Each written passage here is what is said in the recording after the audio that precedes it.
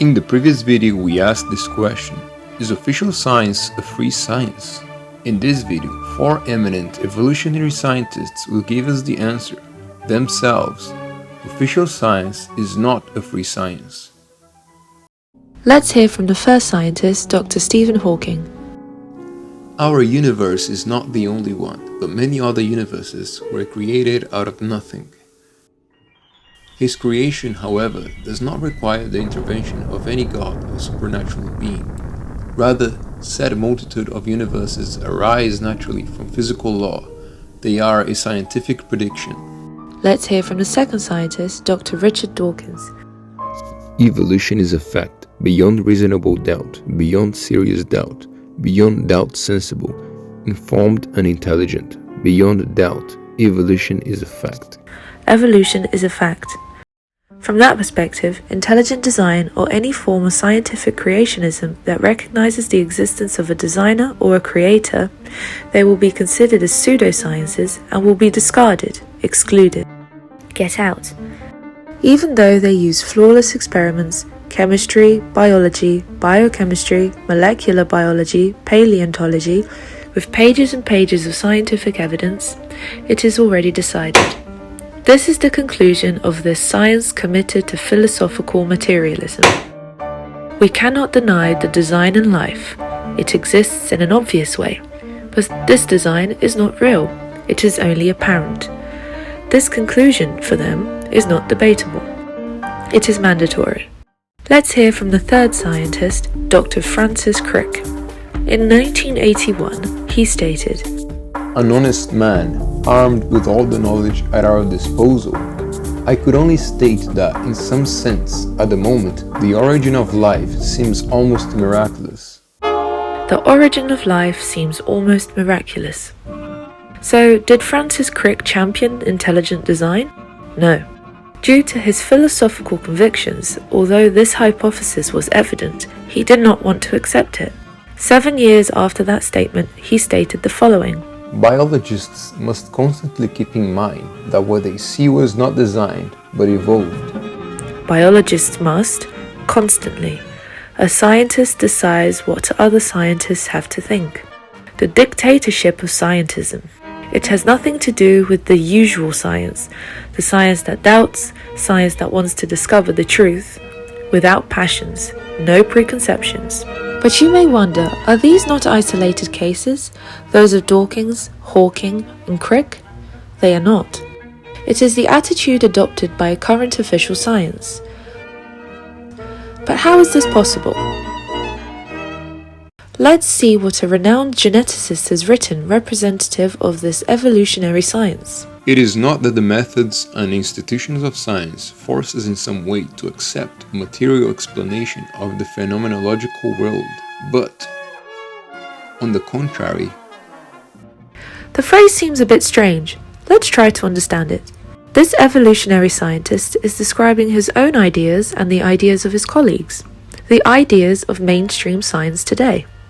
Ideas, with some confusing language. Too often, scientists use strange languages. It is not an attack, but perhaps an intuition.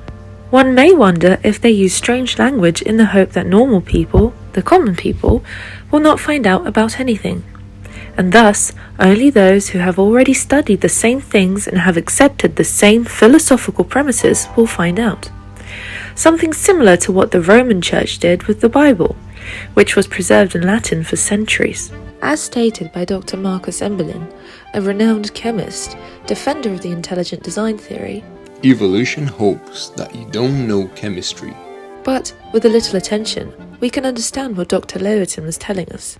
We may not be prominent scientists, but we are not stupid. Put in simpler words, Dr. Lewontin acknowledges that the study of nature does not lead us to a materialistic explanation. It doesn't take us. No way. They say it themselves. Scientific evidence seems to lead us to accept the intelligent design theory, or what is known as scientific creationism. The conviction, which humanity always had, that there is a supreme being, the creator of all things. Although he has been named different ways, he has always been recognized. It is, in fact, an intuitive and rational evidence.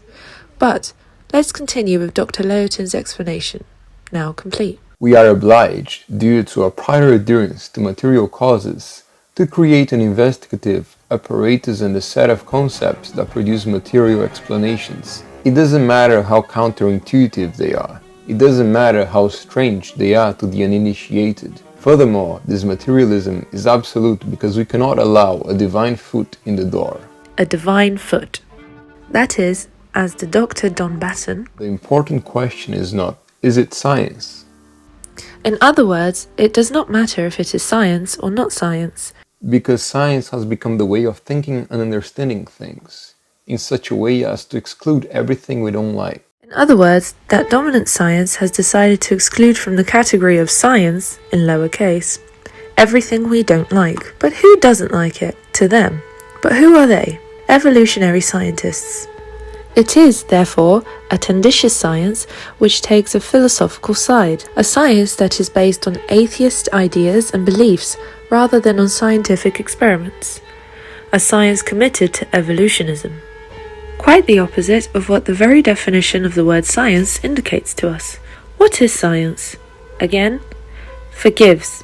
But it is necessary again to mention what one of the most prestigious dictionaries in the scientific world, such as Oxford's, says. Science is the knowledge about the structure and behavior of the natural and physical world, based on facts that can be proven, for example, through experiments. We already know that there are other definitions, but they are very similar. That is to say, science follows the evidence that can be proven, whether they lead us to the conclusion that they lead us. If you enter your house and find your dog lying on the floor, and you verify that it is not breathing, you check that he has no pulse, that his heart is stopped, and you touch his body, and it is cold.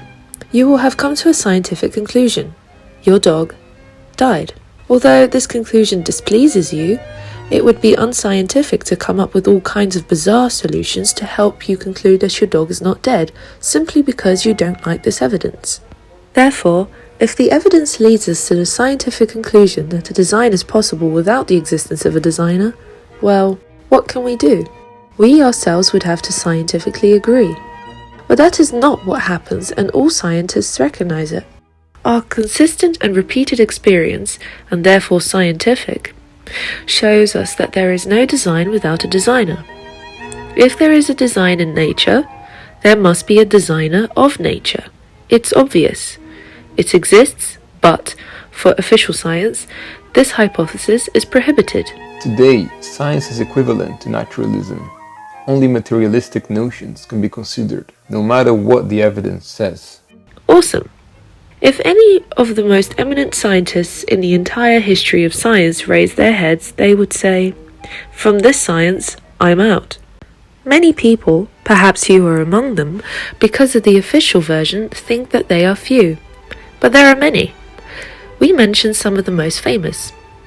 Nicholas Copernicus, Francis Bacon, Galileo Galilei, Johannes Kepler, Blaise Pascal, Isaac Newton, Gottfried Leibniz, Leonhard Euler, André-Marie Ampère, Michael Faraday, Max Planck, Albert Einstein, and many others like Boyle, Bernoulli, Mendel, Pasteur, Watt, Ohm, Mayer, Fleming, J.J. Thomson, Joule, Maxwell, Linneo, Humboldt, Kierkegaard, Dalton.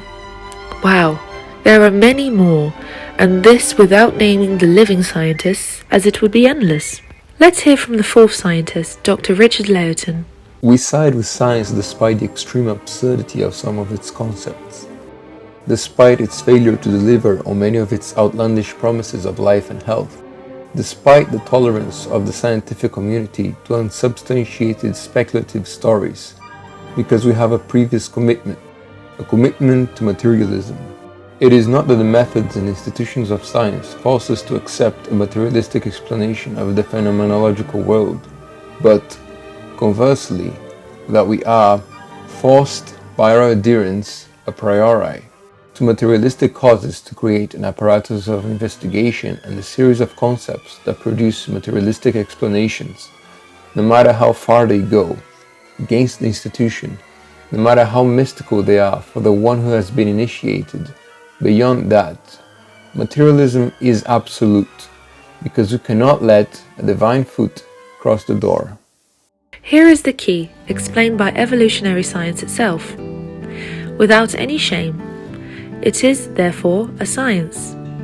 Dogmatic, authoritarian, pseudoscientific, and the worst and most ridiculous, and also the most painful for anyone who wants to follow objective, impartial, well-done science, is that any scientist who does not accept evolutionism will be accused of being a religious dogmatic, authoritarian creationist, ignorant pseudoscientist. And so we are. But we are not discouraged, nor did we faint. Well, we feel immense pleasure knowing that science and truth, they are as they are, and no human being, no matter how intelligent, can modify them. To be continued.